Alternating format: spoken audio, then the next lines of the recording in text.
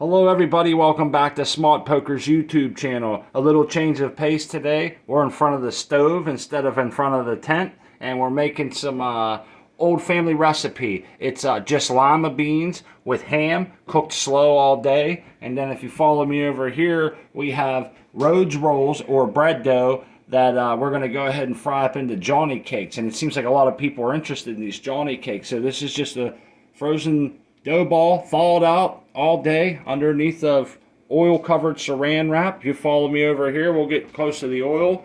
Got some hot oil. We just take these balls and stretch them out, kind of make an elephant ear like you see at the fair. Open it up a little bit so that it cooks a real thoroughly in the middle, and then boom, we plop them in there. They take a quick second, and good to go. I'll flip one over. We'll get you a view on that side. And you can see they brown up quite nicely. And then over here's a tray with a couple that we already have done. So there you go. That's Smart Poker and Crispy Wannabes beans and Johnny cakes recipe. And we love it. And everybody asked about it. So we figured it'd be a fun little quirky thing to come on and show everyone. So good eats and grower love. Grower love, everyone.